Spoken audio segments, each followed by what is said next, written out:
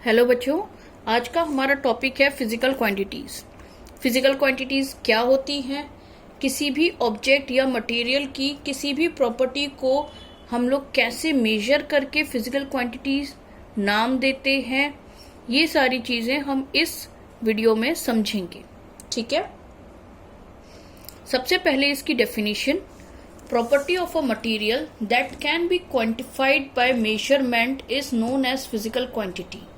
एक मटेरियल की कोई भी वो प्रॉपर्टी जिसको कि हम क्वांटिफाई कर सकते हैं, काउंट कर सकते हैं, एक नंबर एक डिजिट से शो कर सकते हैं, वो फिजिकल क्वांटिटी होती है।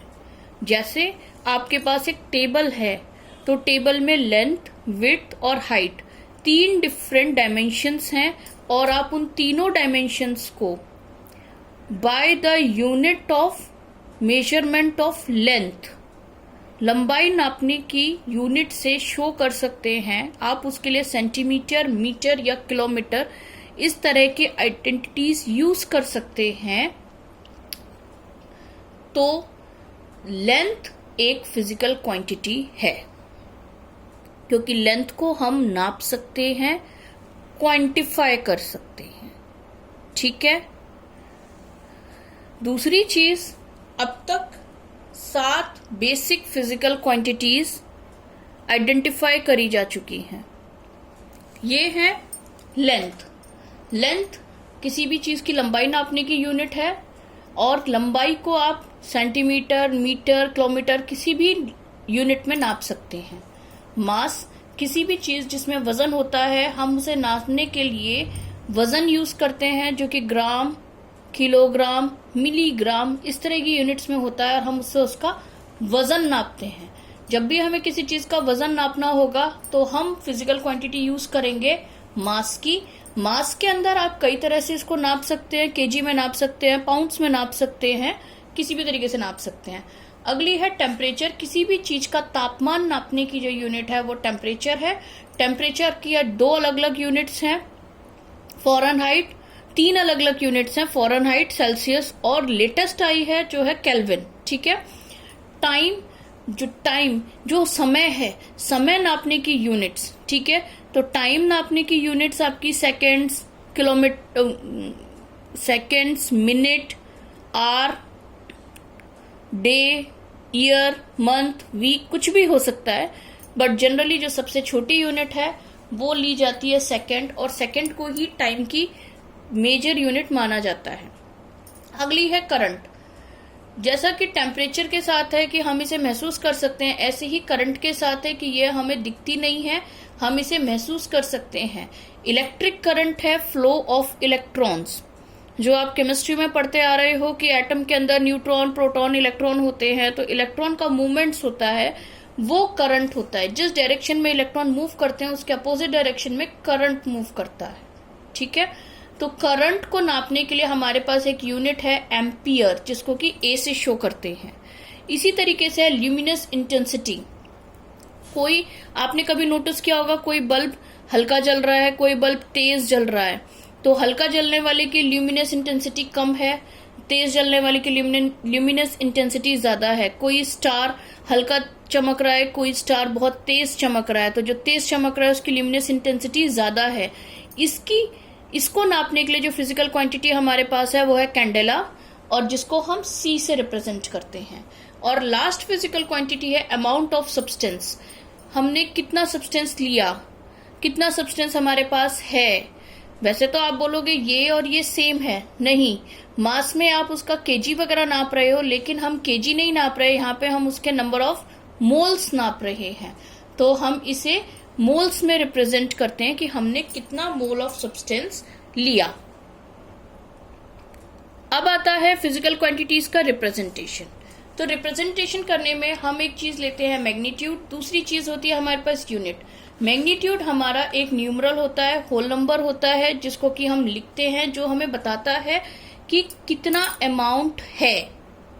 ठीक है, किसी भी चीज में जो 7 फिजिकल क्वांटिटीज जो अभी हमने पढ़ी उसका अमाउंट बताता है। प्लस यूनिट, दूसरी चीज है यूनिट, कितना अमाउंट है किस क्वांटिटी में। जैसे 5 मीटर, 5 मीटर का आपका एक कमरा हो सकता है, ठीक है। मीटर तो एक छोटी सी 100 सेंटीमीटर के बराबर यूनिट है। पर 27 किलोमीटर, 27 किलोमीटर का मतलब आप एक गांव से दूसरे गांव पहुंच गए, एक शहर से दूसरे शहर पहुंच गए। तो दोनों ही लेंथ को नाप रही हैं, लेकिन इसमें और इसमें बहुत अंतर है। 1 kilometre is equal to 1000 metres. और यही डिफरेंस जो क्रिएट हुआ उसने इस 27 और इस 5 के बीच में खाई खोद दी। तो यही रिप्रेजेंटेशन है जो हमें ध्यान में रखना है। हमने क्या यूनिट यूज करी है, एक क्वेश्चन में अगर हमने एक यूनिट यूज करी है तो उस क्वेश्चन में उस क्वांटिटी के लिए, लेंथ के लिए अगर हमने कहीं मीटर यूज कर लिया तो हमें मीटर ही यूज करते हुए चलना है।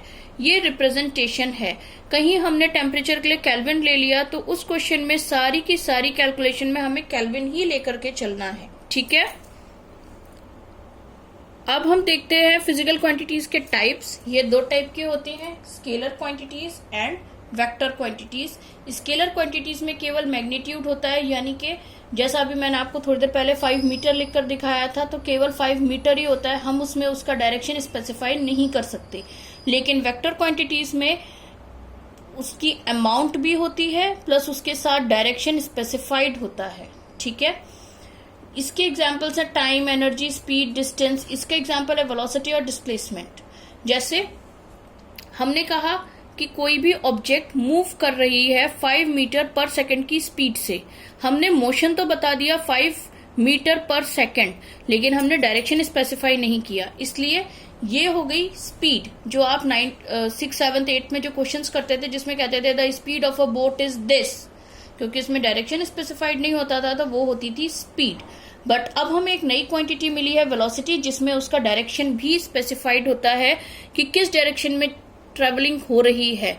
Like a boat is moving with the speed of 5 metres per second south, तो ये वेलोसिटी हो गई, जिसमें कि हम क्लियर बता रहे हैं कि वो साउथ में जा रही है।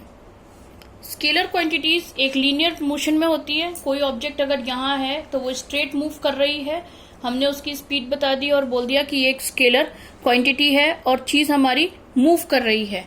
बट एक वेक्टर क्वांटिटी में जब हम डिस्प्लेसमेंट या वेलोसिटी की बात करते हैं, तो अगर कोई ऑब्जेक्ट हमारी यहाँ रखी है तो वो एक पर्टिकुलर डायरेक्शन में एक पर्टिकुलर डिस्टेंस ट्रेवल करेगी, तो हम इस डिस्टेंस को बोलते हैं डिस्प्लेसमेंट। और यहाँ तक आने के लिए अगर हमने 5 मीटर पर सेकेंड बोला, तो क्योंकि उसके संग एक डायरेक्शन स्पेसिफाइड है ईस्ट, तो हम उसको बोलेंगे वेलोसिटी, ठीक है। इसके बाद उस ऑब्जेक्ट ने एक टर्न ले लिया और वो ईस्ट से हो गई नॉर्थ ईस्ट, तो नॉर्थ ईस्ट डायरेक्शन में अब वो जा रही है। एक डायरेक्शन ये था ईस्ट का, एक डायरेक्शन ये था नॉर्थ ईस्ट का, तो ये जो हमारी रिजल्टेंट आएगी ये ना तो ईस्ट में होगी प्रॉपरली, ना नॉर्थ ईस्ट में होगी, ये उन दोनों के एक मिड डायरेक्शन में होगी। तो वेलोसिटी में डिस्प्लेसमेंट के डायरेक्शंस के साथ ही वेलोसिटी का डायरेक्शन चेंज होता है। यही वेक्टर और स्केलर क्वांटिटी का मेन डिफरेंस है। तो आपको फिजिकल क्वांटिटी समझ में आ गई, क्या क्या उनकी 7 बेसिक फिजिकल क्वांटिटीज क्या हैं, हम उन्हें कैसे रिप्रेजेंट करते हैं, प्लस इनके 2 basic types scalar and vector. ये सब कुछ हमें इस वीडियो में क्लियर हो गया है।